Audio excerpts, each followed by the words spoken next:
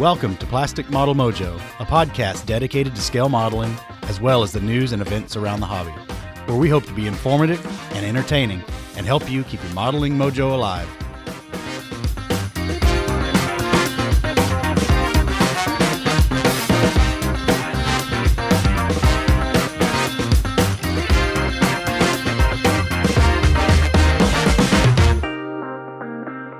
Welcome back for episode 11 of Plastic Model Mojo.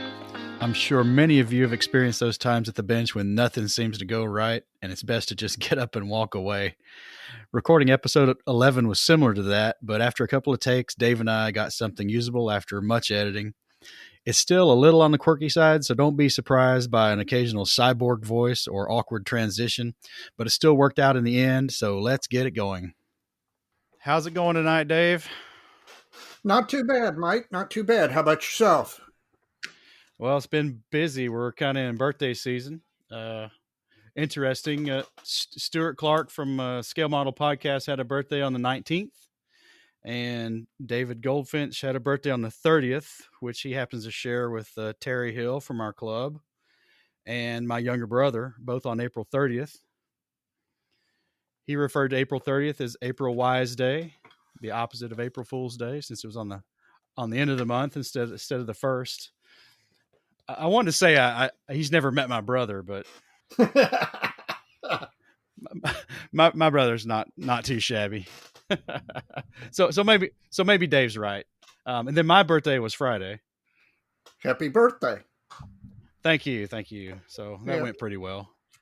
So hopefully you got something nice, some nice modeling fluid for your birthday. Was that in the cards or?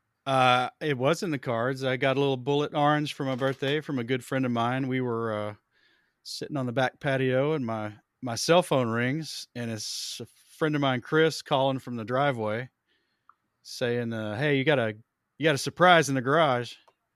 So I went out there and there was a brand new bottle, and it was timely. I was out. I didn't have any. Assume that's your modeling fluid tonight? Actually, it's not. Uh-oh. That's a beer night. I did a lot of work today. So Cougar Bait from Country Boy Brewing, probably my second favorite from this local brew pub. That's a good one. I like it. It's an easy drink, blonde ale. It's kind of got a dry finish I'm not too sure about, but easy on the head too. And what about you? Well, if you've been following on our Facebook page, as I've been modeling through the last 2 weeks, I've been trying different beers, a whole bunch of regional stuff, some flavored beers. I think there was a blueberry maple beer. So I've been trying a lot of beers, but for tonight, I've gone back to the standard Kentucky bourbon. In this case, it's Knob Creek from down in Claremont, Kentucky, which is about 25 miles south of Louisville. It's 50% alcohol, so it's 100 proof, not nearly as strong as the barrel strength bullet from the last show. It's a good drink. It's got the vanilla notes and the caramel notes that you would expect. It seems to me just a little bit sweeter than, say, Bullet. It's not sweet like Maker's Mark. It's not that sweet, but it's sweet like a little sweeter than comparing it to like Bullet or something comparable. Price point wise, it's again about on par with Bullet, maybe a few dollars cheaper depending on which one you catch on sale. But it's a fine drink. It's have it over ice, and it's an easy pour and an easy sip. So I'm enjoying it. Well, some folks must be enjoying the podcast because we got quite a bit of listener mail. Now, of course, we prompted folks last episode with a couple of questions. So let's see what we got going on. All right. Well, first, Eric Simmelmeyer from San Francisco, California, was the person who asked about the conversion and reposing of plastic figures that I couldn't remember. I couldn't recall. I couldn't find the communication from him.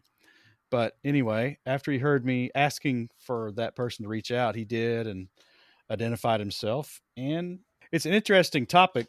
I'm not sure I'm the expert that needs to be doing a whole lot about it, but I did put him on a book by Bill Chilstrom. He did a book for Squadron Signal called Converting and Detailing Plastic Figures.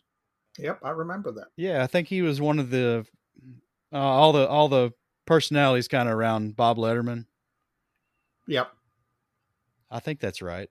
Yeah, he built a diorama titled, I believe it's Footsteps of the Grande Armée, and it was these retreating Germans, wounded, walking wounded, a winter scene, kind of depicting the parallels between the German retreat off the Eastern Front and the retreat of Napoleon out of Russia during his time. So it's a good book. It's a picture book, caption book, but I think you can glean a lot of information from that. So he appreciated that. So hopefully that works out for him. He also says his modeling fluid is almost always beer, and he sent me a link to Tapped. It's a web app for keeping track of all your beer all your beer endeavors. I've seen the app and frankly have thought about downloading it and keeping track of this because I'm sampling more and more beers these days, so more different beers. So kind of be nice to keep track of them. Also from California, we have Steve Berchtold from Covina, and Covina is about midway between Pomona and Pasadena. And he weighs in on last episode's special segment on subject selection. He says, "Hey guys, I love your podcast. I've caught up and heard them all, and you keep getting better. I also listened to On the Bench and Scale Model Shed, and Steve, I hope you're listening to the Scale Model podcast too, because they're a couple good guys, and they would love to have you as a listener as well. I bet you are." Oh, but back to his email. It's great to have some local flavors. It took me a while to get used to what the other guys or the others call English. So if he's listening to the Aussies and the English, he might find that a challenge every now and then. They may use a word you're not used to on occasion. I am actually an aircraft modeler, subjects from World War I to ending at the F-18, no fifth generation, and so on. I go for a paint scheme first on a subject I like. And he says he served in the Marine Corps during the Cold War Iran crisis, so I'm partial to sea services. And as you can tell from my area of interest, this was a very colorful aircraft era. It says he loathes low visibility. He's not the only one. Well, yeah, it's a lot of gray, isn't it? Yep. Well, Ethan Eidenmill from San Diego, California. So we got three, a trifecta from California. I guess that's all the horse racing we're going to get this season. Yeah, I'm afraid so. Thanks again for the great podcast, and keep it up. It definitely helps keep up my mojo. He gives a couple of responses regarding modeling periodicals, which was our question to the listeners last time. He usually makes a habit of getting rid of them. He's got digital copies of Fine Scale Modeler that he also purchases. He can always go back to. And for the IPNS Journal, he keeps the national results issue and any that he has specific articles of interest in. He just would rather save the physical space for other things. That's probably the one I wouldn't keep. Kind of wish we had six issues plus the national issue. But I generally agree with you because, basically that issue is a picture book of the entries or a lot of the entries, the winning entries. And so it doesn't have quite the modeling content, but I will say that I probably get a little more enjoyment out of it simply because I go to the nationals fairly often, almost every year. So I kind of get a second high from opening up that issue and looking through because I remember it brings back the experience of actually being at the nationals for me. But I understand what you're feeling because it does, it doesn't have the modeling content like a regular issue of the journal does. Yeah, and I don't want it to go away. I like it, and I think it's a good honor to the guys who've placed at the show. So certainly keep it, but I'd like to see it as an extra. I think that'd be a good thing. Yeah. He's also he's kind of in your camp about modeling subjects. I'm going to paraphrase a little bit. He's not going to be doing a subject that's only got a bad kit. He's going to move on to something else. Looks like time is too limited to spend on bad kits. Yep, that's exactly the attitude that I've gotten as I've gotten older. There are enough good kits of enough things I do want to build that I don't have the time to invest in an old or bad kit. And Ian McCauley's back from Ottawa, Ontario. I think that's right. Mm-hmm.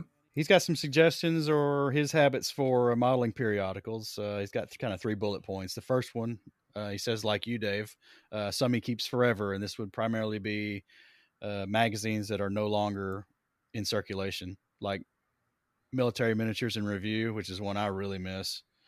Oh, yes. And then Model Cars, and I think Model Cars was kind of a higher caliber model car magazine, wasn't it? Yes, I believe so. So he keeps copies of those. Says generally he keeps them for several years, and once he's reached saturation point, he gives them away. It's probably a good idea. I'm sure I've given away a bunch. I used to give them to my father-in-law. He used to like those, but he gives them away at model shows and things like that. And then lastly, and he says Dave will probably want to cover his ears for this one. If I have a magazine that has one article in it, that I want for a specific model in the stash, but do not otherwise want the magazine, he'll clip out the article and stick it in the kit box. I like that idea. Oh, man. Well, actually, well, the thought of actually physically tearing apart a book or a magazine hurts my soul because I'm a librarian at heart. Uh, Actually, I do something similar. If for some reason I get a magazine that I don't normally get, that's not one that I get every month, but I'm getting it just because it has one particular article in it that I want. A lot of times, what I'll do is I've got a high speed scanner, color scanner. So what I'll do is I will scan the one article I want, save that in my research folder on my laptop, and then what I'll do is I'll take the magazine, which at that point is still intact, and I'll either bring it to the next club meeting for a raffle or I'll give it to somebody if I know that they might be interested in that subject. But yeah, that is not a bad way to save stuff where you only want one particular thing out of a magazine. Well, Hector Cologne's back from Chicagoland, and that's exactly what he does, Dave. He scans them and puts them on a flash drive.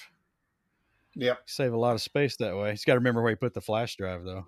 That's always a problem for me. Well, and you've got to be organized. You really have to figure out your organizational system and stick to it. Well, speaking of sticking to it, Hector also throws in a PE tip from our episode on photo etch. He puts a piece of tape behind the entire fret, and then when he cuts a part off, it doesn't go into orbit. You know, I've been doing that now for a number of years. I just take some Tamiya tape and fold the edges back, stick it to a piece of glass or marble, and then stick the fret to that, and then at that point cut it off with my finger over the part. I'm embarrassed to say it took me a lot longer than it should have to have figured out that trick, but it really does keep the photo etch, particularly the tiny photo etch parts, from just pinging off into Never Never Land. So yeah, that's a real good modeling tip. Joel Sherwood writes in again. He's my homie from Upper East Tennessee. I'm gonna have to get with him next time I go visit my parents, assuming I ever get to go visit them again. Yeah. He's got an interesting approach to projects. See what you think of this. He builds in the same scale a kit that's got some age on it, maybe, or a lesser expensive kit before he tackles the one he really wants to jazz up. And for example, I think he put pictures on our Facebook page. He's building a Lavochkin LA7, and he kind of chipped his way through the Hobbycraft kit before he hits the Edward one in the same scale. What do you think of that?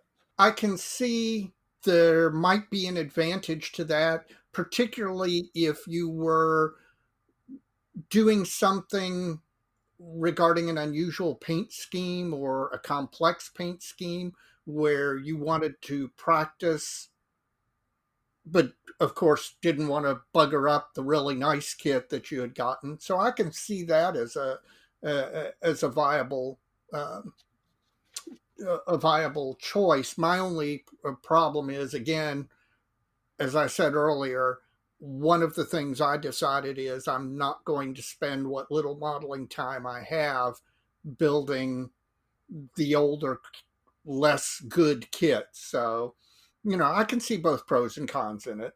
Yeah, I agree with that. It's, the paint schemes, especially. I, I think it's hard for me to get my head around from the assembly standpoint what might be parallel between the two kits. Maybe a lot of it in some cases, but a lot of kits are engineered completely different. So, Right. uh, hey, if it works for him, I mean, it's practice. It's all about practice, right? Yeah.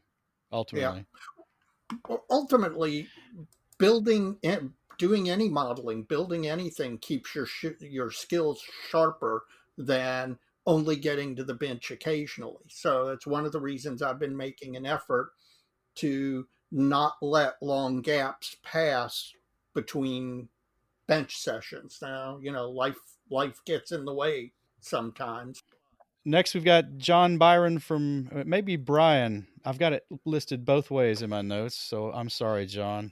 I think it's Byron, but he is from Croydon in the UK, which is south of London. It's a London suburb, south side. Yeah.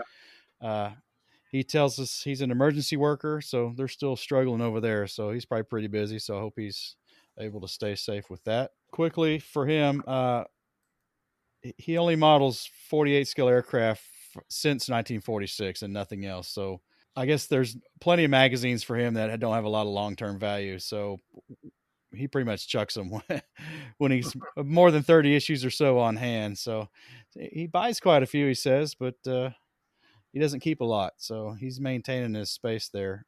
Another thing he's done is something you're going to find interesting. He sent me a blog link, which I'll put in the show notes, about being more productive, building more. Right. I would definitely like to read that because that's one area I really work. And he's saying that since he put into practice the things he wrote in the blog, he's pumping out 8 or 10 a year, which that's not bad. I'd love to do that. Oh, one more from your buddy Jeff Groves, Inch High guy. Uh, Basically, he says, "You're right, Dave. You're right, Dave. The correct answer is to keep them forever. He can't see throwing out any reference material. See, I knew Jeff was a smart guy. I guess so. He's in your camp, but I think that's based on our emails. You're only going to need a 2-man tent for that camp. There's not that many people Yeah, in that camp. That's a lot of it's a lot of stuff to accumulate. And other than it that, is. he's been trying to start an international incident with his 72nd scale float plane tender. He did. It was quite funny, but all in good fun, I think. I hope they think so. We had nothing to do with that. No, we did. I did exchange emails with the guys down at OTB afterwards, and told them the deeper story behind that joke. And uh, Jeff had originally sent that to me when he was in the middle of constructing that and scratch building that seaplane tender, and I fell for it hook, line, and sinker. So I'm glad I'm not the only one at some point. Yes, well, for those who don't know, the joke was Inch High guy photoshopped a Airfix box art scheme with this. What's the name of the ship? The Akitsushima. It's a Japanese float plane tender, and he did a very convincing box top for an Airfix kit of it in 72nd scale because he was scratch building one, and I had teased him at the time that as soon as he got 3/4 of the way through it, the that some manufacturer would announce that they were releasing a kit of it, and so he mocked that up and sent it to me sometime later, and I fell for it completely. That'd be a big kit. It is he scratch built it. The thing is something like 5 feet long. It's a pretty it takes two people to bring. He's brought it to several model shows, and it takes two people to move it. So, Mike, have you been building since our last episode? Not as much as I would like.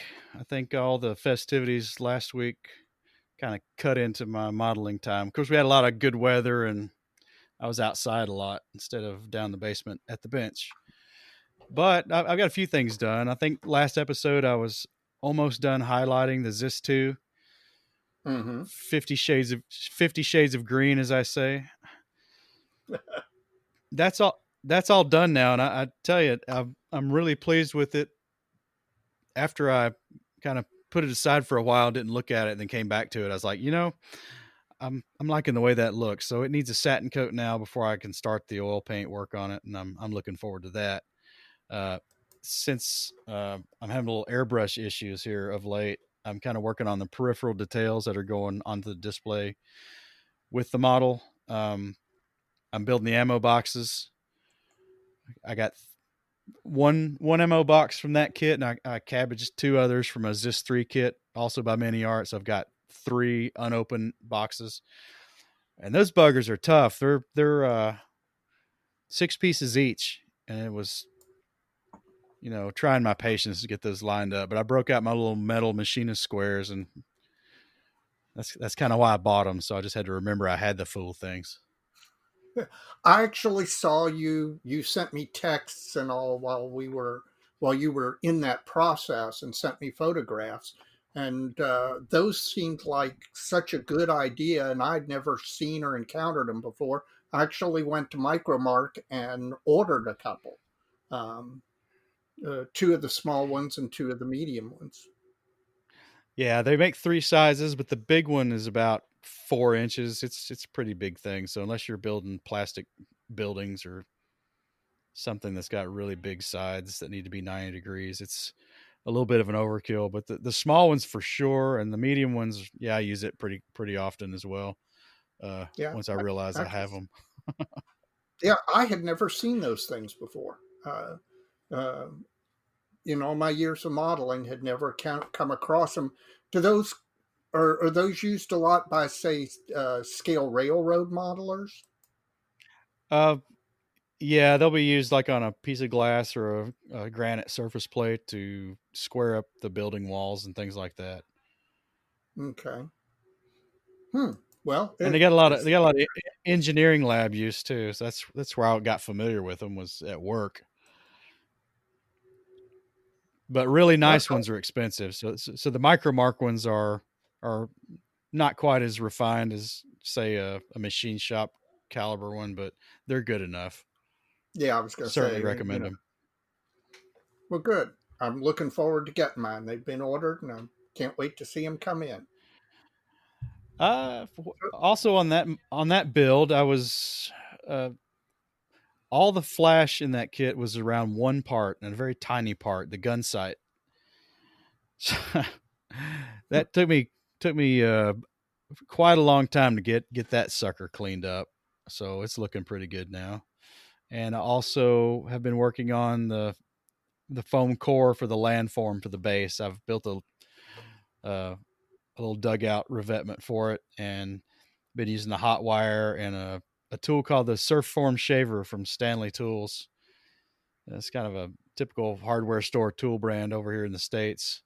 Basically, it's a wood rasp. It's a curved wood rasp on a plastic handle, and it's really good at shaping like white beadboard foam. It does a good job on the open cell construction foam too, but it's not quite as aggressive on that stuff. Is that thing actually made for shaping uh, foam, or was it actually a woodworking tool that you adapted to use for shaping foam? It's a woodworking tool, and I tell you how I discovered it. It was when I was more into model railroading. Me and a carload of guys from here in Lexington rode up to Cincinnati, and there's a modular railroad group up there that does this little turn of the century logging railroad, and they start their modules. They're like 4 foot by 2 foot, all of them. They all, they can all be arranged into a complete layout. But basically, they start this thing. It's 2 foot by 4 foot, in the horizontal, and they put about between 6 and 12 inches of white beadboard foam up on top of it, and they carve the thing down to the roadbed that they want. So it's just, I mean, it makes a ungodly mess, but I it was going it to say, really it makes quick work of it, and it really gives you some nice randomness, and it's just a good tool for working with foam, unless the humidity is really low. And then you look like a snowman. I was going to say, I bet you that stuff sticking to you and you're finding it days later. That's about all I've been working on. What about you? Well, the MiG 17 is firmly in the paint shop.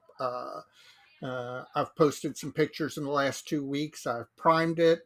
Then, after you prime any model, you see the flaws that you thought were taken care of that aren't. So I had to go back and fix some stuff, reprime it. Then I did some pre shading on it, and then have painted the underside. It's a very simple scheme. It's a kind of a light tan brown over a mid blue. There's no camouflage to it, just one top color, one bottom color. And so I airbrushed the bottom color and several tonal variations of it as well on the bottom. And now I've masked it and just about ready to start spraying the top color. Same thing. I've got pre shading on it, and I'm gonna hit some randomness on it. Um, the AS1's also back in the paint shop. It's been primed and is ready to uh, get its metallic finish, which is always a challenge. So I guess I'm a little scared on that one. So it's taken a little bit of a back seat. But with everything in the paint shop that has met my construction bench is empty, which is not a situation I'll often like. I always want to have something because I don't know about you, airbrushing, you need a long session. And if you don't have the time for a decently long session, but you want to sit down and model, it's kind of easy to work on the construction side of it. So with everything in the paint shop, I was kind of lacking a construction project, which we'll talk about probably more in our special segment later on. But I am making progress. Well, good. I'm kind of in the same boat you, and we'll talk about that more. But all mine are in paint phase, and I'm starting to get the itch bad Yep. to build something else. Yep. That happens to me. Since our last episode, there've been, well, since we've covered this topic, uh, quite a few announcements and releases for kits and peripherals and supplies and all that. Uh, what's what's got your eye? Well, the first one that has my eye is a company called Wolfpack, which is a smaller manufacturer who up to now has only done 48 scale stuff. Has announced a 72nd scale F5E kit. Um, I have a special place in my heart for the F5 because of course it's the aggressor aircraft that both the Navy and the Air Force have used in the past, and therefore there are a ton of really great paint schemes for it. So I have both the old Tulare kit and the slightly newer Hobby Boss kit, but neither of them is great. They're both buildable, they're both decent, but we could use uh, a new modern kit in 72nd scale of the F5. So I was happy to see that. So what have you seen that you've become interested in? Well, in the last week, David Parker, uh, longtime fan of his modeling, but he's been, I guess, editor of AFV Modeler for a while now. And he's got a book coming out called Crew School, and it's a book about painting and posing tank crew figures specifically. And like I just said, I've been a fan of his work for a long time, and I'm always interested in improving my figure painting and posing skills because I just don't practice it enough. And maybe I'm hoping I'll get a little inspiration from this. And it looks like a really good book, so I'm anxious to get my hands on that. So I'm going to check around here soon and see if it's available yet, and go ahead and order that one. Sounds Anything interesting. else for you? Yeah. Well, I uh, I have way too many decals. I'm addicted to decals. I shouldn't buy more decals, uh, but I just can't resist a good decal sheet. And a company called Kits World has just in the last few days announced 4 new 72nd scale decal sheets. Actually, I think they may do them in some other scales as well, but they've announced a mid to late war Navy and Marine sheet. They've announced a sheet of the Doolittle Raider B-25s to coincide with the release of the B-25B version of the Airfix B-25 kit. Um, and then they did a sheet of Malta Spitfires, and Malta is one of those uh, areas of special interest for me. So um, I'll probably end up getting all of those sheets. Do I need them? No. Do I want them? Yeah. So I'm probably going to end up getting them. So, yes, in case anybody's wondering, I've got a problem. What else have you seen? Well, Mini Arts had a little bit more of a reveal on that D5T arm T3485, and Oh, really? yeah, that's gonna be a kit I'm gonna have to get. I was a little disappointed because it dawned on me that it wasn't quite the version I thought it was going to be. It's from the summer of 1944, I believe. So it's got a little bit different turret fittings on it than the one I'm really interested in. But I've got to think the one I really want's not far behind because it has a very popular paint scheme on it. Now this one though, I'm going to get because the wow factor, and I'm saying this on an interior. It's a lot to it, and it looks really really nice. A lot of nice photo etch. A lot of it's got the engine and the transmission and all the fighting compartment. So probably got about 8,000 parts, I imagine. Well, that'll keep you occupied for a little while. Yeah, sure will. You got any more favorites, or you got a yawner? I, well, I got one that's okay. I'm not sure whether it's a favorite or a yawner. I, I I'm lost at a loss to explain it, so I'm just gonna say what Mini Art has announced an Imperial Russian railway boxcar in 35th scale. Um, and I have no idea why, but as soon as I saw, they haven't even released images of the kit, just the box top. And I do not know why, but as soon as I saw that, I'm like, dang, I'd like to build that. Now, I don't do railroad modeling. I've only occasionally built in 35th scale. Russian Imperial Railroad implies World War One, although I suspect this boxcar was probably in use in World War II as well. Who knows? But for some reason, I saw it. And I'm like, that's cool. I'd like to do that. For stuff that's excited me, I think that's going to cover it for this episode. But for one that left me kind of unimpressed, and this is personal opinion, but AK Interactive's come out with an entire range of glue, and it's like it duplicates two or three other lines already. I just don't get it. Um, and it's not I got a axe to grind with AK. Their real color paint line is awesome. I'm really starting to enjoy that because I like the color selection, and the quality of the paint's really good. Uh, I kind of dished on their Gen 3 acrylics a while back, but I'm going to eat a little crow on that one because looking at some reveals online and some first time uses by some of the YouTube guys, it looks like the metallics in that range are really pretty good, which I think is a step up for most acrylics. Like Vallejo acrylics, I think are the biggest weak point of their range. It's almost like glitter in PVA glue is what it reminds me of. But I think glue is pretty well covered. This is duplicating the Mr. Color, uh, Mr. Hobby line is duplicating Tamiya. Those two come to mind really quick, and I don't know. I don't get it.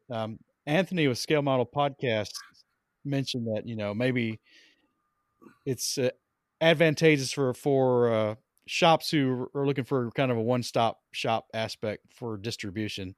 They don't have to go sign up with 4 or 5 different companies to get this stuff they need, and that kind of makes some sense. But I don't know. I don't understand it. I don't necessarily understand it either, but they've clearly somewhere internally made the decision, we're going to try and have product for as wide a part of the modeling hobby as possible. And I mean, I think they're doing kit distribution, aren't they? Or rekitting, or I think they're selling most brands on their website.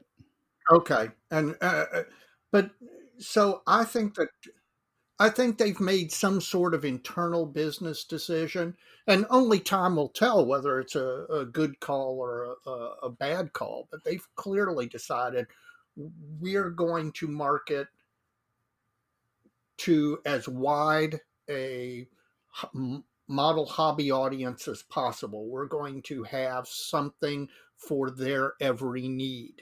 And, Well, they're getting you know, close. yeah, yeah.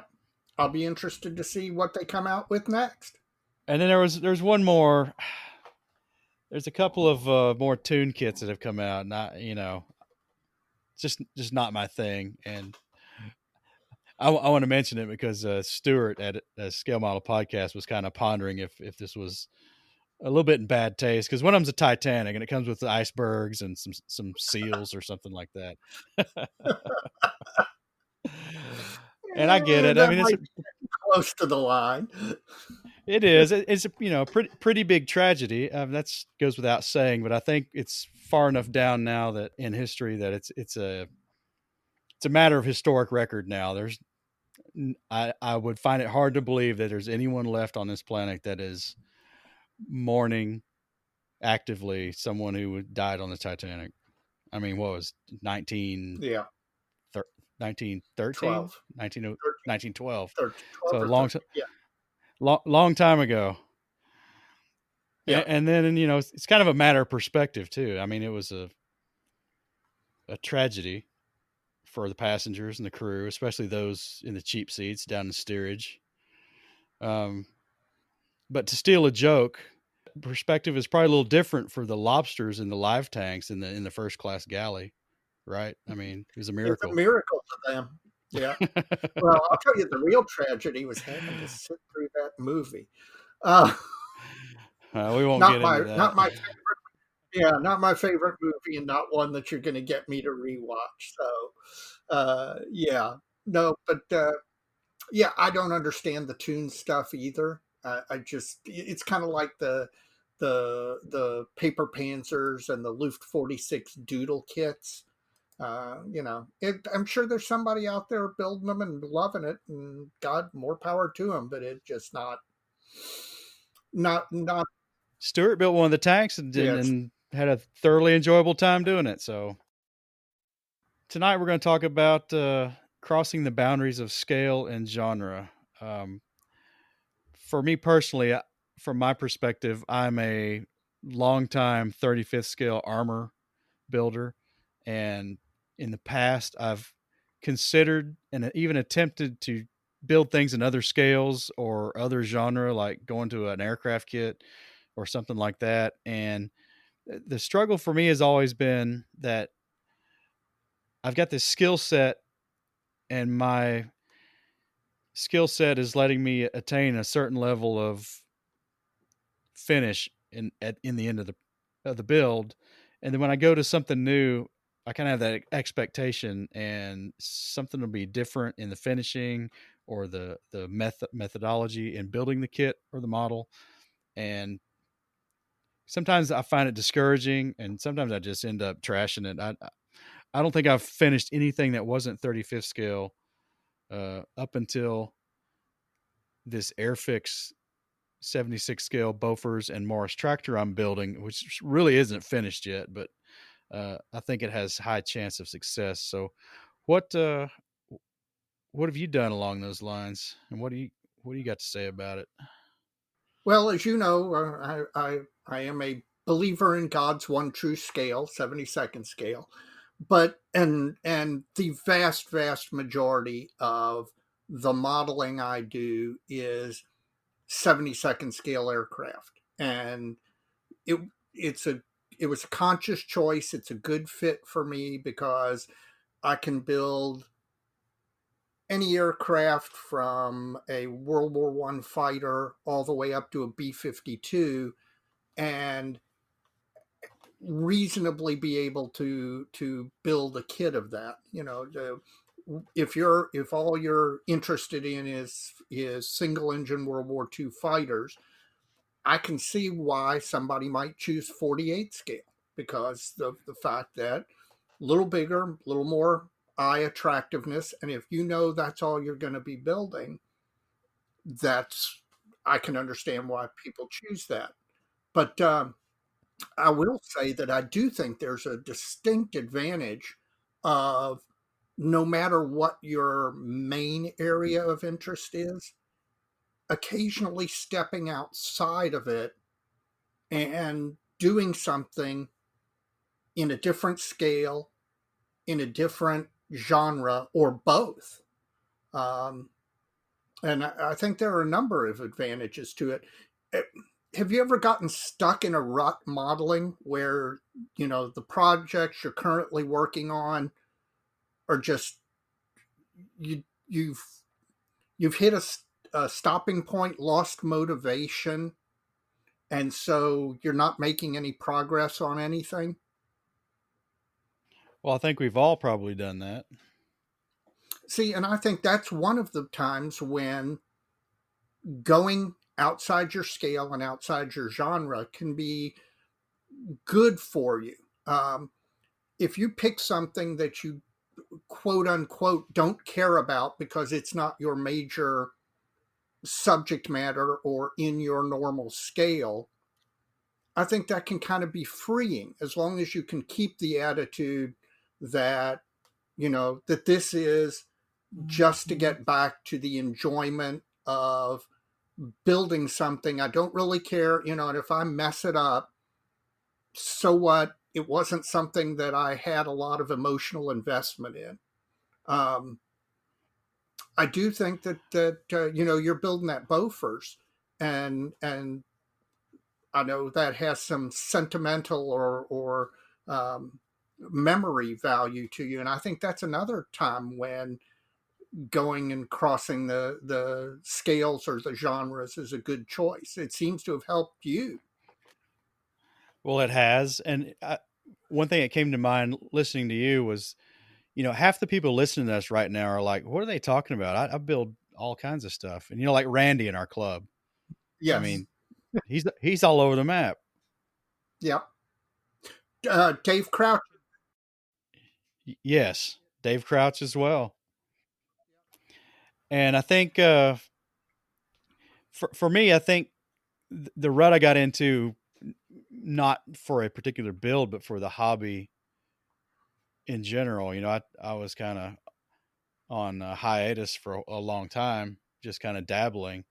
But since I've come back into it, kind of roaring back into it, I seem to be a lot less reluctant to start things that are outside my normal scale. And like the Beauforts, you mentioned that there's a lot of nostalgia in that kit. But another part of that one though is I'm building it the way I always dreamed it was going to turn out when I was 12. Right.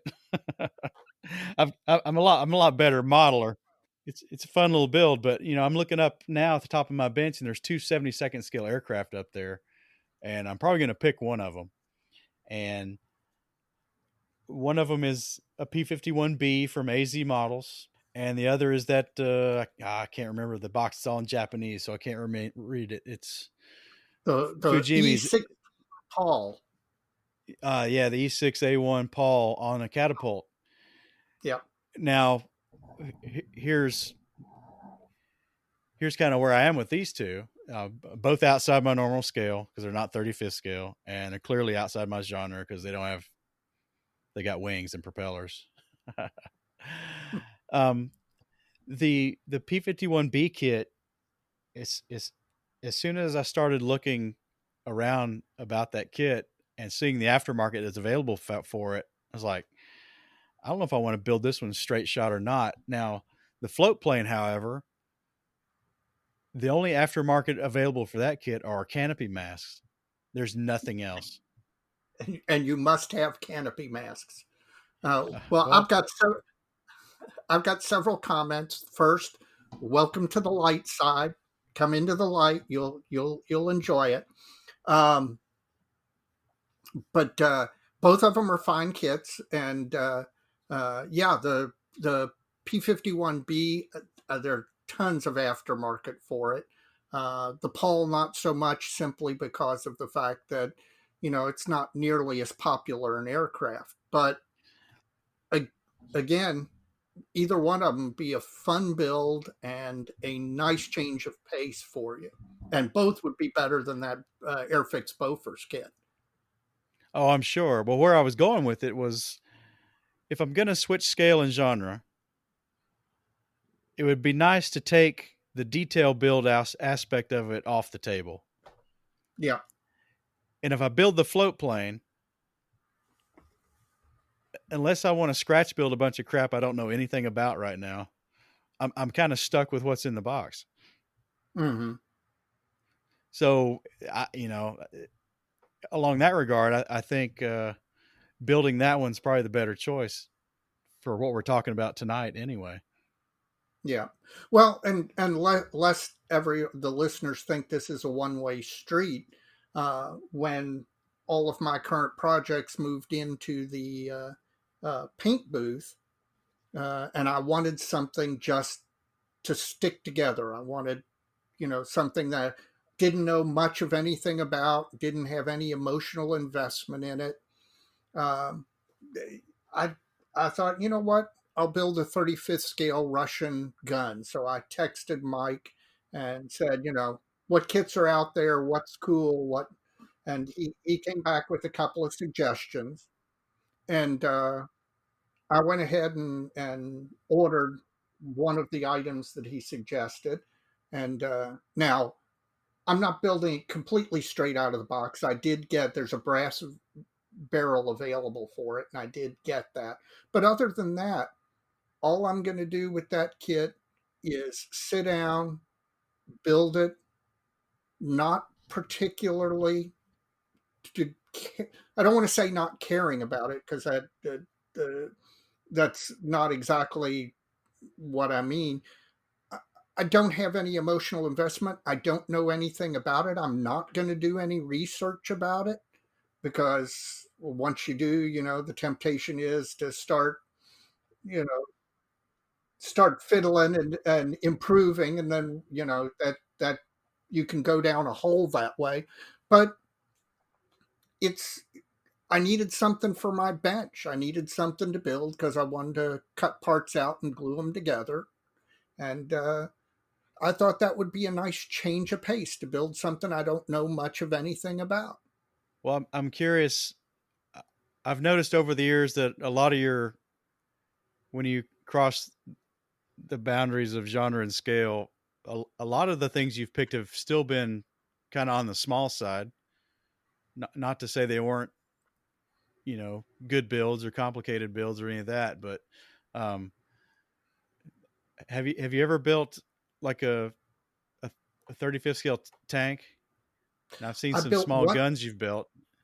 right. I did build one 35th scale tank in my, at least in my adult modeling life, since I returned uh, to modeling in 1982.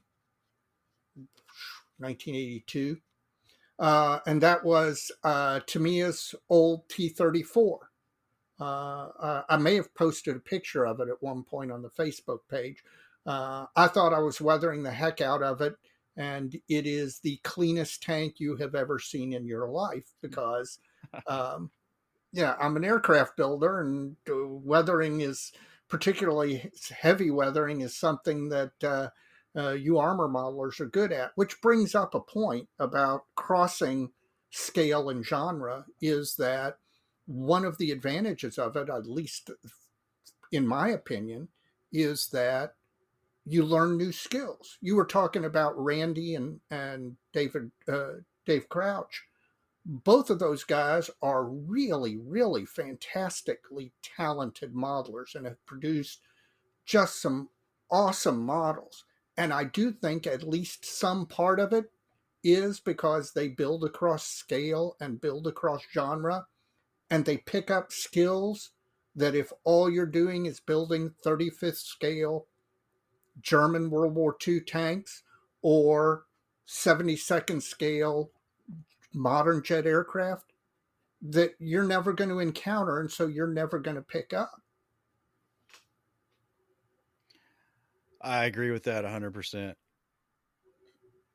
Like Randy, he built a sci-fi kit, then he built a 1950s vintage Corvette. Now he's building a YF 23. Is that right? Yep, yep, So all over the place. Pretty cool. yep, yep. Well, and same thing for Dave Crouch. He'll go from uh, a car modeler, which I believe was the first area of interest for him. Uh, Next thing he does, he'll paint a figure or a bust, then go and build a 48 scale aircraft. He was building that Kingfisher kit. Um, and so and he's one of the most talented modelers I know. And it just, I do think that it, in addition to giving you, exposing you to skills that you don't get if you cordon yourself off, I also think that a certain amount of bravery comes along with it, because you're not so invested in what you're building if you're building outside of your normal area. Yeah, I can see that. Have you ever picked something just to learn a skill? Have I ever picked something just, that's a great question. Have I ever picked something? No, I don't think specifically. No, I do not think I've specifically said I'm going to build this tank kit with a whole bunch of photo etch because I want to learn more about how to get good at photo etch. But I don't think that's a bad reason to do it. In fact, I think that's probably a pretty brilliant reason to do it. How about you? I No, I don't think I have. But I want to tackle one of these aircraft kits so I can learn something. I Mm-hmm. think a lot of my masking skills have probably atrophied, and I'm gonna have to dig deep. Well, just remember, canopy masks are your friend. That is the one area where technology has done something in modeling that has made the hobby so much more enjoyable for us aircraft guys. Well, maybe it'll be inspiring because I remember the last time I built any kind of aircraft with any kind of regularity, I was hand painting those canopy frames Ugh. with a with a brush that was probably too big. Times have Yes, changed. times have changed. Is there a skill out there that you want to pick up and therefore want to try a project specifically to pick up that skill? I've got a kind of a, I won't call it a timeline, I guess. I want to build a simpler 70-second skill aircraft because I want to get kind of the feel for that again, because I got these catapult float planes I want to do, because there's so much appeal there. I've always liked them. I've never built any of them. I've built them without a catapult. I built an Arado 196, the old Heller kit when I was a kid, Yeah. and I built one of the Kingfishers. It's probably the Lindbergh kit, Yep. and you know those were 70-second scale. And then ultimately, among friends, I've got kind of interested in doing the 30-second scale version of some of those as well. In fact, I've got Ravel's Arado 196 A3 already. I've That's had that for a few that's a years. sweet kit. Yeah, it is, and I've been looking at the Kitty Hawk Kingfisher too, which that name makes people grind their teeth a little bit sometimes, but uh, it looks it looks like a pretty decent kit. I know some of theirs have got some challenges, but Yep. um, I just like float planes. I don't know why. I think they're attractive. Some of them aren't, but the ones I've mentioned I think are. Is there another genre that you've considered, like a car or, um, figures? Well, you mentioned a book and wanting to get better in your figures that go with your AFV, your artillery or tank stuff. Right. So I think those kind of go hand in glove with what I want to do with it. But I've got a railroad background, and I used to do a lot of painting and decaling. Um, I learned a lot of things decorating model railroad models that still I carry with me. Mostly the art of decaling, but I don't know the aircraft I want to do, and then there's some I guess you call them large scale ships, but they're small. They're boats. You know, like Right. I'd really like to have a go at the Airfix Schnell boat, their E boat, not the new Revell one, but the old Airfix one, and also their RAF rescue launch, because I've always liked Yeah. those kits growing up. Back to nostalgia as well, but there's a lot to learn there too, I think. But definitely crossing genre there, because I haven't built a ship. I don't know the last time I built a ship. Well, I do think it's good for you. I really, I I do think it keeps you fresh. Whereas if you're cranking out nothing but, just to pick a subject, 35th scale tanks or 48 scale aircraft, I do think you can fall into a rut where you're not trying something new, you're not pushing the envelope, and I do think that there's some enjoyment in that, in modeling and trying something new and succeeding. Now, trying something new and failing sucks, but if you don't try something new, you'll never know, you'll never get that way. So I really do think, as much as I love 70-second scale in aircraft, I do think that it's a great thing to do. Well, I'd be curious what our listeners have got to say about that and think about that. If you're listening to this, and if you're a kind of a one track kind of modeler, one scale, one type of genre, and you've dabbled in some other things, how'd it go for you? Or if you're multifaceted, kind of what makes you tick along that kind of vein? Because I've not been that way, and I know some modelers. We mentioned Randy and Dave already, but I, that's just never a way I've pursued the hobby, and I'd be curious to understand a little bit more about what drives those folks. So send us some emails and Facebook posts, and let's talk about it. Sounds great. Sounds great. So, since the last episode, do you have some shout outs for anybody? Yes, I do. I recently did some business with a eBay store called Fire Chief's Attic out of Hiawassee, Georgia, and they had some really fast service and nice attention to detail. So I like it when folks do a really great job for their customers.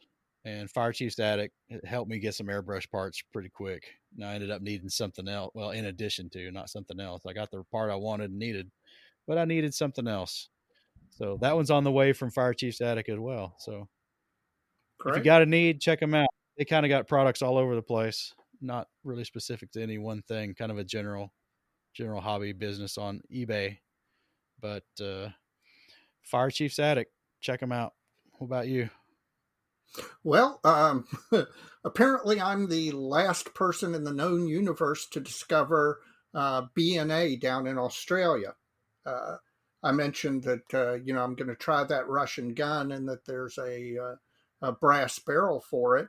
And the only folks that had it were B&A down in Australia. And I've never heard of them before, but nearly every modeler I've talked to since they said, "Oh yeah, well, I knew about them.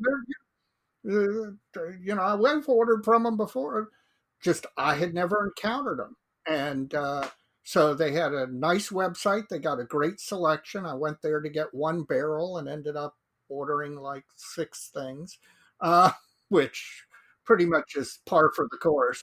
Let's admit it. But you know, uh, I was thrilled. They had what I needed. So shout out to them. Well, that sounds good. I haven't ordered from B&A in a long time, but I have in the past. And, they've got an eBay store that I end up in all the time just by searching stuff I'm looking for. Is this B&A? And it is. But, well, good. Let me know when that stuff arrives. I'm be curious how that little gun barrel is. I will let you know. I'll let you know. Do you have another shout out? I do not. That's mine for the episode. You got another one? Just a general one that really links up to my first one. Thank gosh for all of the hobby stores and hobby suppliers out there in this time of lockdown, because it's been great when you've needed something to be able to simply go online and find it and order it, and keep your hobby moving forward in a time where you just you're kind of stuck at home and you're wanting to do stuff in your hobby. So I'm grateful that they're all out there, and I'm grateful that most of them are still operating, and even in the time of lockdown. So shout out to all of you out there in the hobby industry doing all that mail order. Getting close to the end here. We probably ought to Yep. wrap it up. As always, Dave, so many kits. So little time, Mike. You take care. Take care.